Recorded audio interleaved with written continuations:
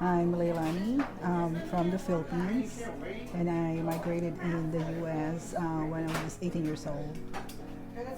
I'm Sydney Avellino. I'm her daughter, and I'm from Silver Spring, Maryland. Hi, I'm Jonathan Balagizi. I am from PG County, Maryland, but of course I'm originally from Bukavu, Congo. And my dad came to America in 1993. He wanted to study biblical theology and get his master's in biblical theology. And after that, my mom came to America in 1996, towards the end of that year. And then I was born in 1997. Mi nombre es Ernesto Labrada y yo soy de la República de Cuba.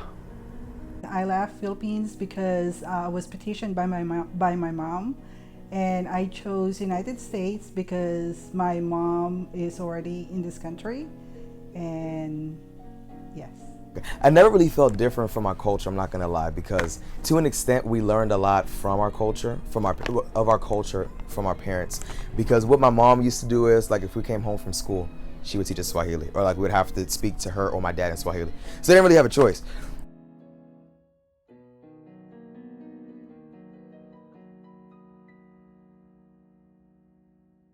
Yo dejé mi país natal básicamente por asuntos políticos, asunto de que mi país es un sistema totalitario, comunista, y salí básicamente por asuntos políticos.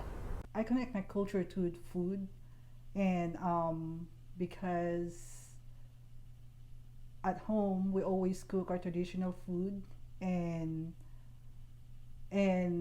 it's difficult to connect that with Zini because of course she doesn't know how to cook our traditional food, so I have to teach her how to do it from the scratch, and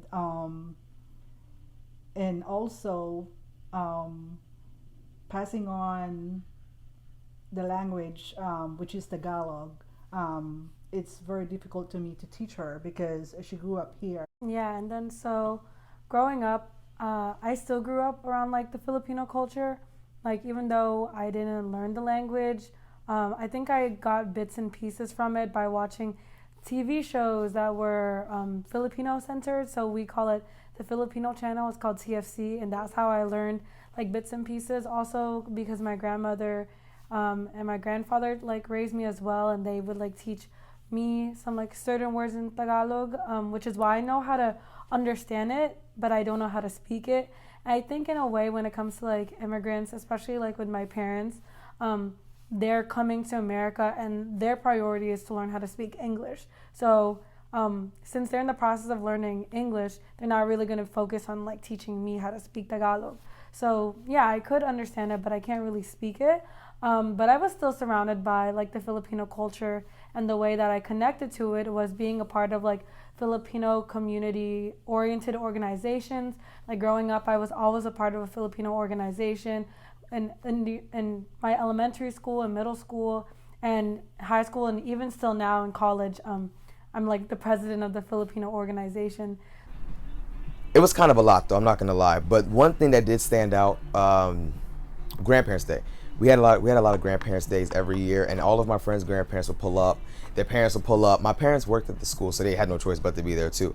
But I do remember my grandparents were still in Africa at the time. Both of my grandfathers are deceased, but I was hoping at the time, because one of my grandfathers was alive at the time, and so I was really hoping, like, maybe they can catch a flight and come to the Grandparents' Day. But growing up, I had to understand that it would be a lot harder for my family to have our grandparents at the Grandparents' Day.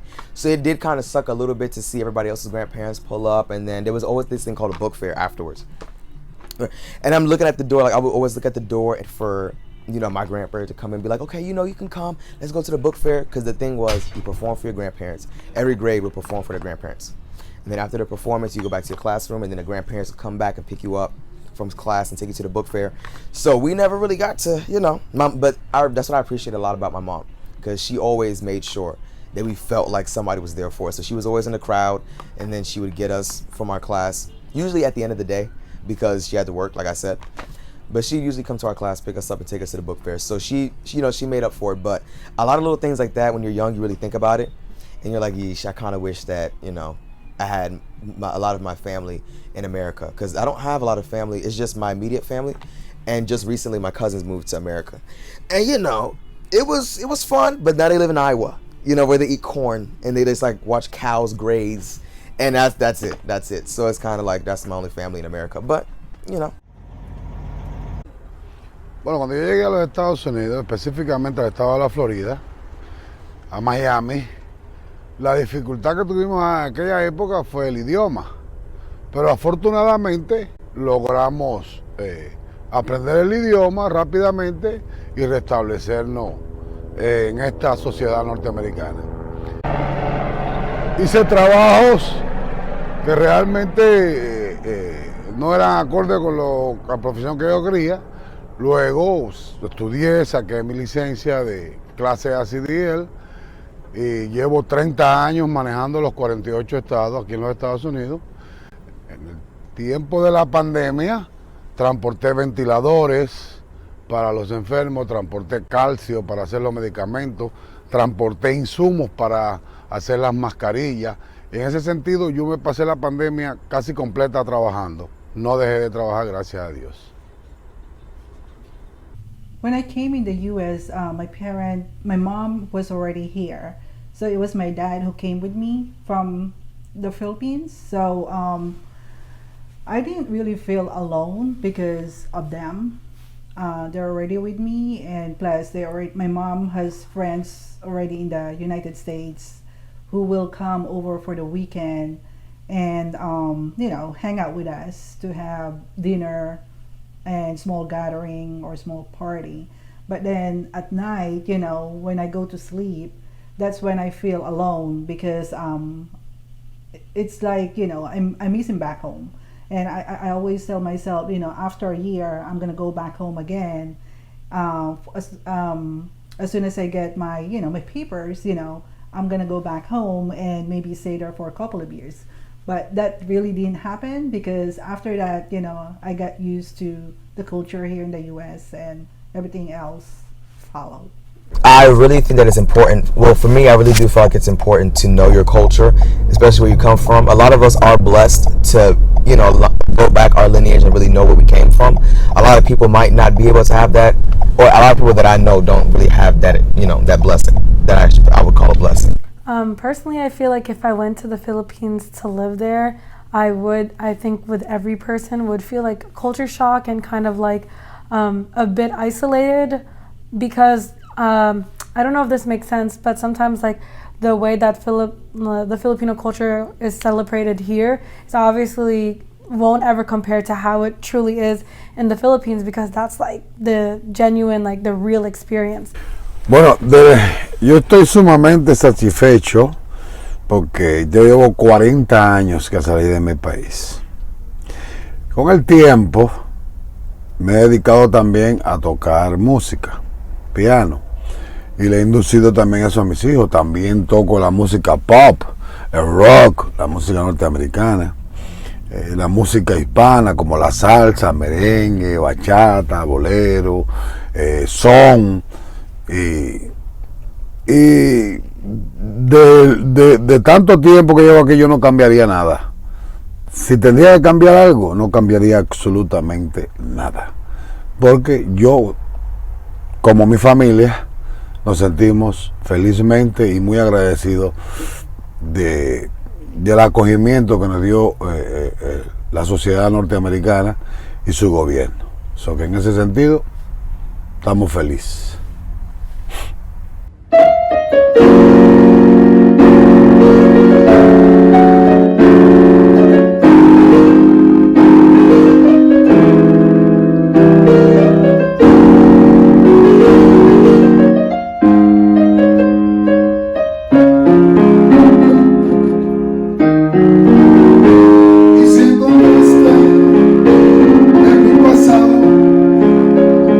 La razón